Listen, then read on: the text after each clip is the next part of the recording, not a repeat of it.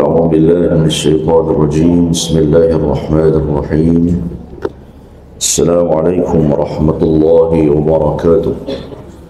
الحمد لله رب العالمين وبه نستعين على أمور الدنيا والدين، والصلاة والسلام على رسوله الأمين نبينا محمد صلى الله عليه وسلم وعلى آله وصحبه أجمعين. سبحانك لا علم لنا إلا ما علمتنا إنك أنت العليم الحكيم، ولا حول ولا قوة إلا بالله العلي العظيم. أما بعد، اللهم انفعنا بما علمتنا وعلمنا ما ينفعنا وزدنا علما. Amin Rabbal Alamin. Hadirin mu'minin yang dirahmati Allah Subhanahu wa ta'ala, kita sambung melihat bahagian daripada surah Ad-Duha. A'udzu billahi minasy syaithanir rajim. Bismillahirrahmanirrahim. Wad-duha wal-laili idza saja ma wadda'aka rabbuka wa ma qala وَلَلْآخِرَةُ خَيْرٌ لَكَ مِنَ الْأُولَى وَلَسَوْفَ يُعْطِيكَ رَبُّكَ فَتَرْضَى أَلَمْ يَجِدْكَ يَتِيمًا فَآوَى وَوَجَدَكَ ضَالًّا فَهَدَى وَوَجَدَكَ عَائِلًا فأغنى فأما اليتيم فلا تقهر وأما السائل فلا تنهر وأما بنعمة ربك فحدث. Hadirin mukminin yang dirahmati Allah Subhanahu wa taala, ini adalah salah satu surah yang Allah Azza wa Jalla wahyukan kepada baginda Rasulullah sallallahu alaihi wasallam pada fasa awal-awal Islam, lebih tepat lagi apabila berlaku kejadian yang disebut dalam hadis, wahyu itu seakan-akan terhenti seketika. Dan kalau kita baca dalam Sababun Nuzul, Allah Ta'ala wahyukan ayat ini kerana sebahagian golongan musyrikin seperti Ummu Jamil, isteri kepada Abu Lahab, dia mengatakan perkataan yang berat dengan menyebut syaitan yang selalu mendampingi Nabi Muhammad sallallahu alaihi wasallam sudah tidak mahu menjenguknya lagi. Yang dimaksudkan syaitan itu malaikat Jibril. Jadi katanya malaikat Jibril dah tak datang dah, tinggallah engkau. Maka Allah Subhanahu wa ta'ala menjawab tuduhan yang kononnya Allah Ta'ala telah tinggalkan Nabi SAW. Tidaklah seperti itu. Lalu Allah Ta'ala turunkan surah ini. Kita dah baca bahagian muqaddimah surah ini. Allah berfirman dengan bersumpah menyebut wad-duha, demi waktu duha, wal-laili idza saja, dan demi malam apabila waktu itu sunyi sepi. Dan Allah Ta'ala menyebut ma wadda'aka rabbuka wa ma qala. Tidaklah pernah sekali-kali pun Allah Ta'ala tinggalkan engkau Muhammad, dan Allah tidak pernah murka kepada engkau wahai Muhammad. Jadi bermula daripada ayat inilah satu tasliyah. Allah Ta'ala menitipkan semangat kepada baginda alaihi salatu wassalam sepanjang hidup ini. Allah Ta'ala tidak pernah tinggalkan begitu sahaja para rasul yang telah Allah berikan galas tanggungjawab menjadi rasul. Salah seorangnya Nabi kita Sayyidul Anbiya wal Mursalin Muhammad bin Abdullah al-Mustafa sallallahu alaihi wasallam. Jadi kita sambung bahagian ayat yang berikut. Allah Azza wa Jalla berfirman menyebut tentang Nabi sallallahu alaihi wasallam, walal akhiratu khairul laka minal ula. Dan sesungguhnya kesudahan keadaanmu wahai Muhammad ia jauh lebih baik daripada permulaannya. Ada dua erti yang kita boleh faham daripada ayat ini. Erti yang pertama ialah dan kehidupan hari akhirat itulah yang lebih baik buat engkau wahai Muhammad berbanding kehidupan di atas dunia ini. Itu tafsir yang pertama. Yang kedua artinya kesudahan nanti sepanjang fasa hidup ni, daripada awal Islam dengan hujung Islam. Islam itu kesudahan nanti Allah Ta'ala akan jadikan paling tinggi. Tidak seperti awal-awal Islam, seperti mana waktu ditekan di Mekah. Dan buktinya kalau kita baca dalam bahagian ayat ini, akhirnya setelah beberapa tempoh Allah Subhanahu wa Ta'ala berikan kemenangan, Allah berikan kedudukan yang paling tinggi Islam ini menjadi izzah dan mulia. Setelah pada awal-awal fasa Islam itu seakan-akan Islam ni benar-benarlah orang yang ikut agama beriman dengan Nabi SAW di Mekah tu ditindas, diseksa, bahkan sebahagiannya terbunuh di pulau orang Islam. Dalam keadaan begitu seakan-akan tidak nampak cara bahawa orang akan beramai-ramai masuk Islam. Tetapi siapa sangka setelah berapa tempoh Allah takdirkan orang Islam ni berhijrah duduk di Madinah pada Fathu Makkah pada tahun 7 ataupun 8 Hijrah.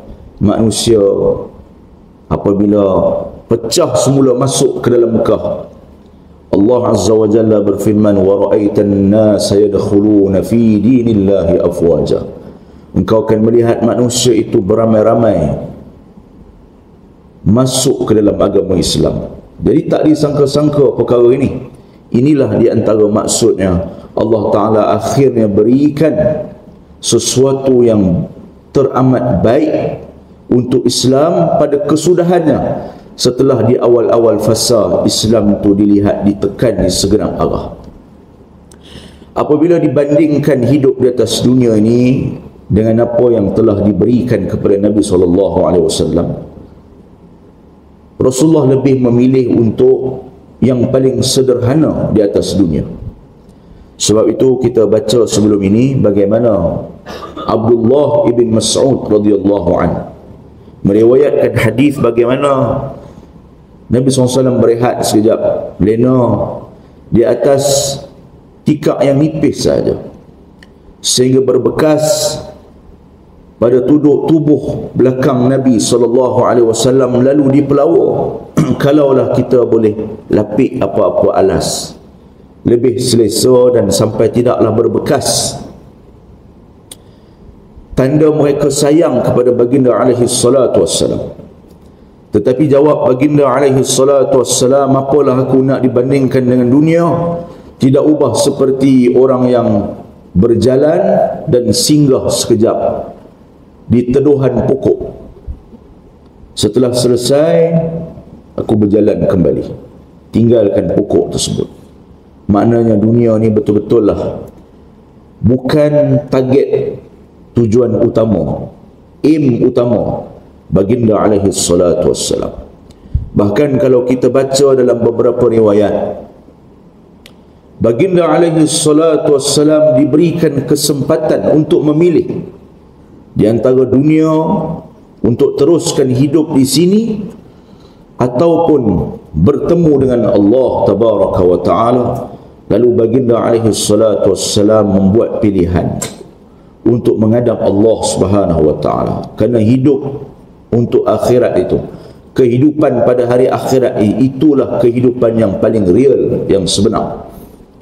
Itulah yang ditunjukkan oleh baginda alaihi salatu wassalam. Sebab itu Nabi juga menyebut bandingan dunia ini, jika Allah Ta'ala menganggap ianya bernilai, walaupun nilainya seperti sebelah sayap nyamuk, orang kafir tentu tidak akan boleh minum walaupun seteguk air jika ianya bernilai di sisi Allah, walaupun sebelah nilainya itu seperti sebelah sayap nyamuk. Tetapi tidak, Allah Ta'ala tidak anggap dunia ni ada nilai. Lalu Allah berfirman, memberikan satu berita yang gembira kepada Nabi SAW, wala sawfa yu'tika rabbuka fatarda, dan sesungguhnya Tuhanmu akan memberikan sesuatu yang besar, nikmat di atas dunia dan akhirat, yang engkau akan redha, berpuas hati yang teramat di atas perkara tersebut. Ini satu janji Allah Ta'ala. Janji yang dimaksudkan ini ialah janji akhirnya macam mana derita dan perit memikul beban dakwah ni. Ketika di Mekah, keluarga sendiri sebahagian besarnya tolak dan lawan. Tak ada lah bagi diri seorang Nabi SAW perkara yang paling berat ialah apabila daripada awal orang kenal Nabi Muhammad SAW sebagai orang yang paling jujur, orang paling baik di Mekah ni. Dan gelaran Al-Amin itu diberikan bukan wahyu yang letak. Itu adalah gelaran yang orang Mekah sendiri letak. Bahkan disebut dalam riwayat sirah, kalau ada orang yang nak keluar daripada Mekah, mereka akan simpan tumpang barang berharga, barang-barang yang berharga disimpan di rumah Nabi SAW. Kena percaya. Sebab itulah apabila berlaku pertikaian siapa yang layak letak Hajarul Aswad, ketika semua kabilah nak dapat nama dan kedudukan, mereka nak dikenang.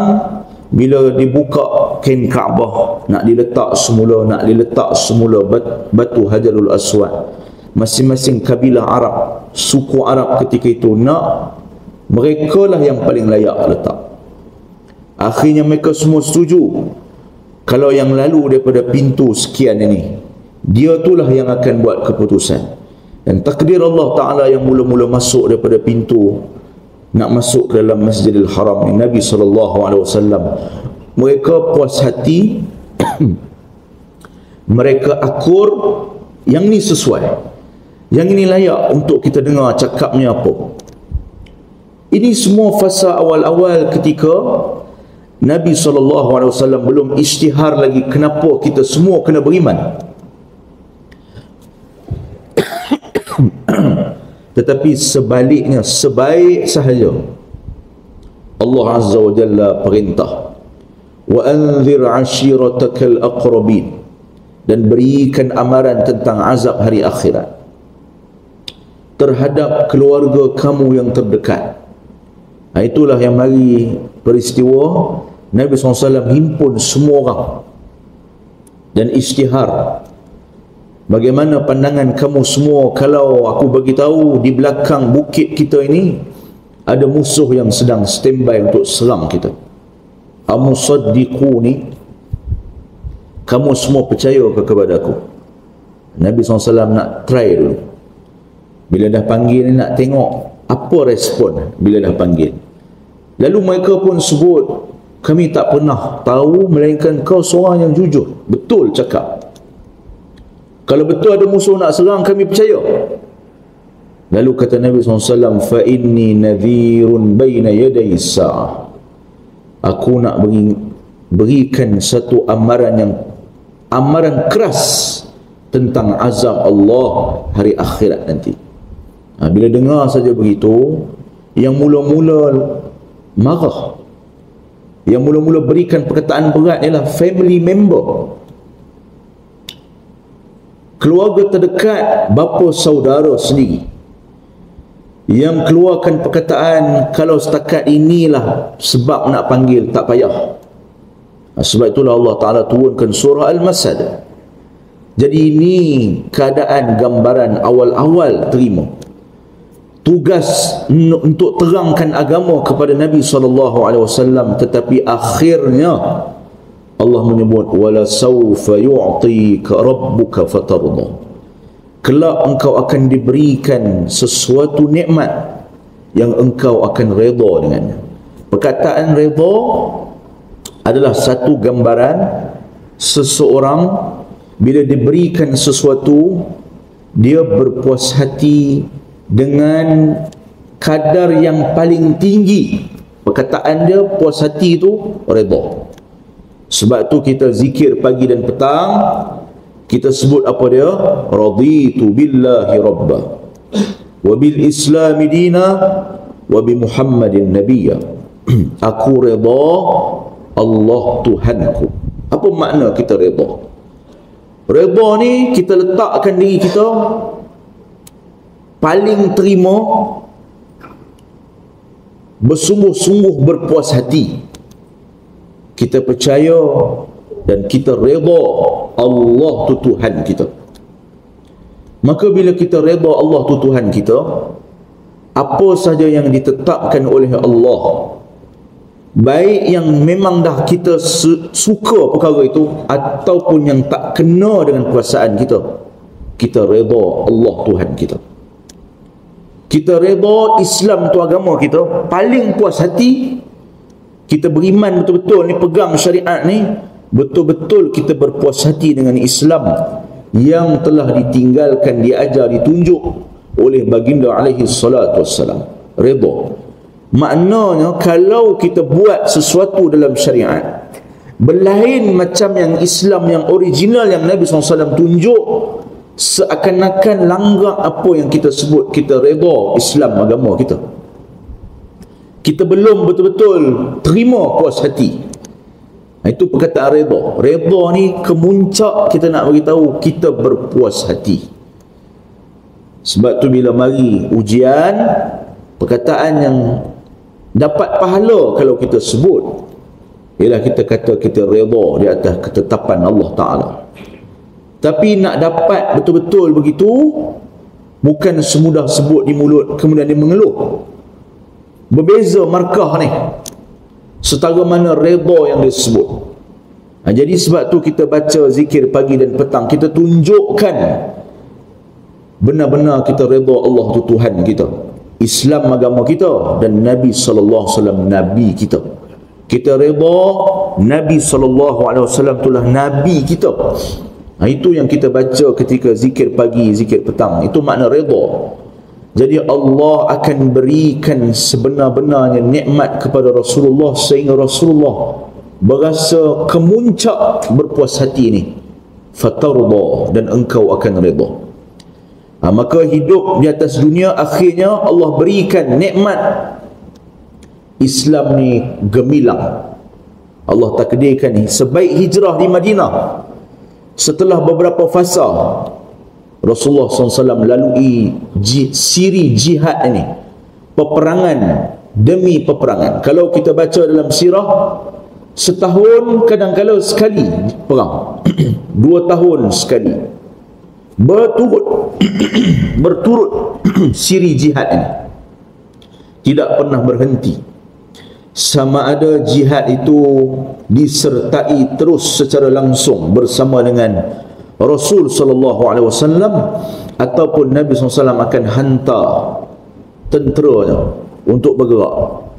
Tujuan ini semata-mata yang pertama, kenapa Allah Ta'ala benarkan jihad itu berlaku? Kerana nak tunjuk bahawa Islam apabila diserang dia wajib mempertahankan diri. Bermula daripada perang Badar. Lalu Allah Subhanahu wa Ta'ala berfirman, alam yajidka yatiman fa'awa. Bermula daripada ayat ini Allah Ta'ala menitipkan firman-Nya ini supaya Nabi SAW mengenang nikmat yang telah Allah bagi. Antaranya yang pertama Allah sebut alam yajidka yatima. Bukankah dahulu daripada awal kehidupan engkau Muhammad, engkau seorang yatim? Macam mana hidup Nabi SAW? Dalam perut mak lagi, ayahnya dah meninggal. Ketika membesar sedikit, ibunya pula Aminah binti Wahab meninggal. Maka dibela oleh datuknya Abdul Muttalib sampai umur 8 tahun saja. Daripada 6 tahun sampai 8 tahun sekejap. lalu disambut pula, dijaga oleh bapa saudaranya Abu Talib. Inilah fasa-fasa Allah nak tunjuk Rasulullah SAW tak pernah dibiarkan begitu saja. Tak ada siapa yang nak bertanggungjawab, tidak. Allah susun takdirnya, sentiasa ada di keliling Nabi SAW orang yang rela bertanggungjawab, bersungguh-sungguh jaga. Sehinggalah ketika di dalam penjagaan Abu Talib, bapa saudaranya, ayah kepada Ali radhiyallahu an, sepanjang fasa Abu Talib hidup, orang Mekah tak boleh nak buat lebih-lebih. Kerana selagi mana ada Abu Talib, mereka ni hormat. Itu takdir Allah Ta'ala buat macam mana, walaupun dalam keluarga ada yang tak beriman, tapi Allah takdirkan yang tak beriman tu boleh jaga. Sebab itulah Nabi SAW sebut dalam hadis, Inna Allah la yu'ayyidu hadha ad-din bir-rajulil fajir. Boleh jadi Allah Ta'ala akan berikan kemenangan, bantuan, kekuatan kepada agama ni walaupun melalui seorang yang fajir, orang yang dia sebenarnya teruk. Salah satu maksud fajir ni tak beriman. Buktinya Allah Ta'ala jaga Islam ni, jaga Nabi SAW, walaupun Abu Talib tu tak beriman, tetapi dia boleh jaga kerana itu adalah anak saudaranya. Allah takdirkan begitu. Kemudian ke depan, setelah meninggal pula Abu Talib, dalam keadaan orang Mekah kata inilah peluangnya, bila bapa saudara Muhammad alaihi salatu wassalam dah tak ada, kita boleh tekan pula dia. Allah takdirkan boleh berhijrah pergi ke Madinah. Hijrah ke Madinah disambut oleh orang Ansar bersungguh. Allah Ta'ala berfirman dalam surah Al-Hashr ayat yang ke-9, walladzina tabawwa'u ad-dar wal iman min qablihim, dan mereka yang menyambut iman dan Islam itu sebelumnya, yuhibbuna man hajara ilaihim, mereka sayang dan kasihkan orang yang berhijrah datang ke tempat mereka. Wala yajiduna fi sudurihim hajatan mimma utu, dan tidak ada dalam dada mereka itu sebarang rasa berat apa yang mereka bagi kepada orang-orang yang berhijrah. Berdasarkan ayat ini disebut dalam sababun nuzul seperti yang dinaqal oleh Al-Wahidi, orang Ansar mereka tanya Nabi SAW, Rasulullah, tanah mana yang Rasulullah nak Muhajirin ambil, kami bagi tanah. Kata Nabi SAW, jangan bagi tanah, tapi jadikan Muhajirin orang yang kerja usahakan tanah tu, dapat hasil ada upah bagi. Upah itu adalah milik mereka dan tanah itu adalah milik kamu. Ini contoh orang tak ambil kesempatan.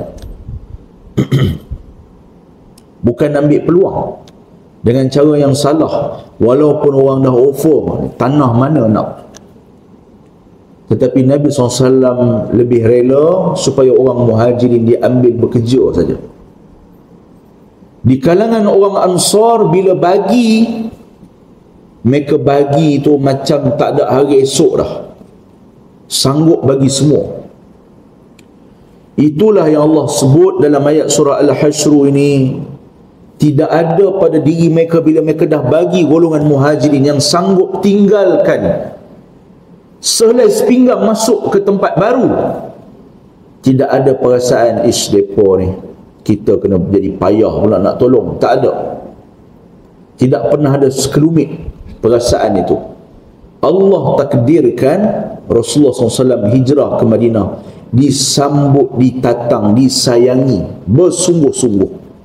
Itu sebab kata Anas ibn Malik radhiyallahu an, tidak pernahlah kami lihat Madinah ini ataupun Yathrib pada awal namanya begitu terang, bercahaya, gembira semua penduduknya, seperti mana ketika Nabi SAW masuk ke Madinah. Gembira mereka sambut Nabi SAW. Maknanya Allah takdirkan, alam yajidka yatiman fa'awa, bukankah engkau dahulu seorang yang yatim, fa'awa, engkau dijaga, dilindungi. Allah takdirkan sepanjang hidup daripada lahir sampai boleh hijrah selamat masuk ke Madinah, sentiasa ada orang dikeliling jaga dan perhatikan keperluan Nabi SAW. Wa wajadaka dhallan fahada, bukankah engkau dahulunya sebelum ini tercari-cari, dhalla, dalam keadaan tercari-cari mana yang betul, mana yang tak betul, fahada, lalu Allah berikan petunjuk hidayah.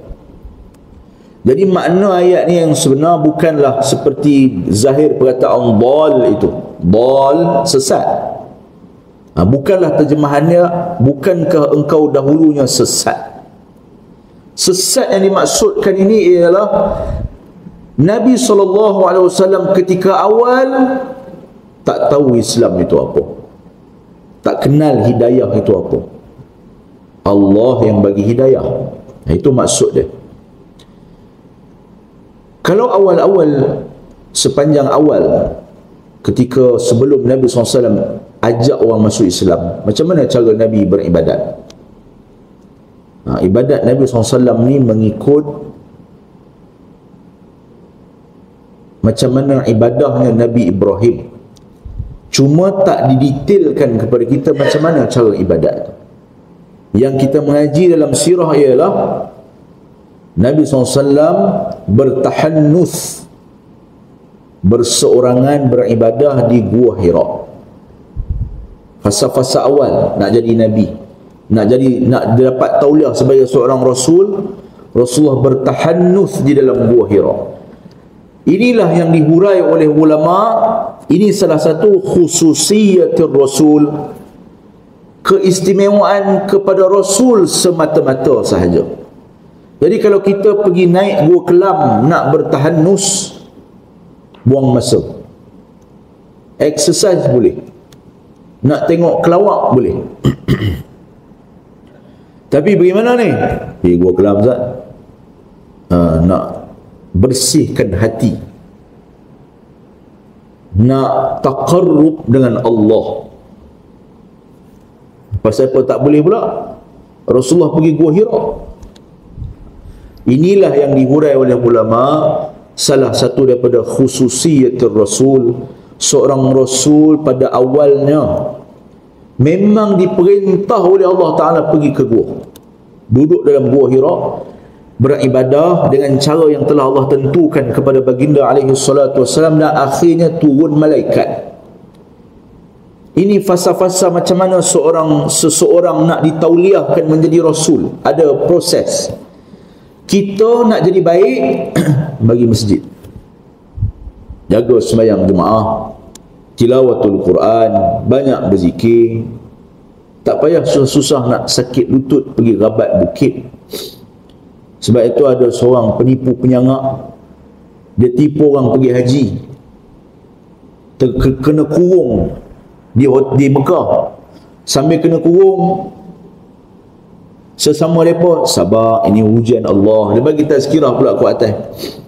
Dah tipu, bagi nasihat lagi kat atas. Makan ni ikan tu sampai seketui kecil kena kongsi 5 orang, bayar 30,000 seorang dah. Rupa-rupanya tukang penipu ni memang dah sedia penipu daripada awal. Duduk di meja ni kuliah, terbit dia mulut, tipu dulu. Tapi sebelum tipu dia lapik dulu, bismillah wassalatu wassalamu ala rasulillah. Mari mana negeri saja, dia angkat negeri tu cukup-cukup. Kalau contohnya mari negeri Pantai Timur, dia akan kata negeri Pantai Timur ni adalah tempat wali-wali Allah suka datang, tempat wali Allah ramai, nak tarik minat orang dengar. Mari ke negeri utara, Dia punya kuliah apa dia? Hebatnya Gunung Jerai ni, kalau Nabi Isa AS turun, dia rabat Gunung Jerai. Punya. Macam tu pun orang percaya. Macam tu pun orang pergi daftar haji kat dia. Itulah yang Piramli kata, kamu tu cerdik. Yang kamu tu cerdik, pergi dengar cakap dia penipu tu pasal apa? Yang inilah kita kata nikmat bila Allah Ta'ala bagi kita faham agama ni elok-elok. Kalau tidak mentah-mentah, buta-buta ditipu di siang hari, hanya kerana pakai tu segak sikit, muka tu macam bersih sikit, pangkal namanya Abu Aulia ke tak Aulia, terus apa dia cakap, kita telan semua. Suar 30,000 nak pergi Mekah, walhal 30,000 ni sama dengan harga tabung haji yang kedua tu, yang mampu tu, yang bayar sendiri tu, yang tak payah tunggu giliran tu. Apa bezanya tunggu sat jangan tabung haji? Tapi nak beritahu, Allah Ta'ala uji belain orang ni. Sampai umur 60 masih lagi tak nampak mana yang betul, mana yang salah. Kita sedih kalau begitu.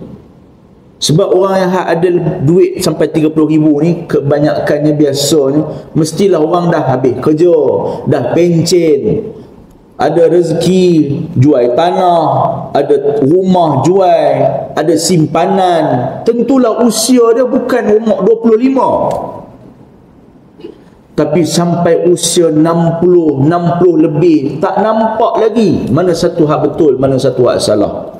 Ini musibah. Sebab tu kita beramal nak pegang agama. Kita kena ingat tujuan aku beramal ni sebab nak selamat mati nanti. Siapa bagi jamin kita selamat tak selamat? Syariat yang betul saja. Sebab itu Allah Ta'ala menyebut tentang Nabi SAW, وَوَجَدَكَ ضَالًّا فَهَدَى. Bukankah engkau dahulunya tidak nampak mana yang betul, mana yang salah? Fahada, Allah bagi hidayah. Maknanya apa? Nabi SAW pun tak pandai-pandai sendiri nak selamat, nak tahu betul tak betul, melainkan dapat wahyu daripada Allah Ta'ala. Apa lagi kita?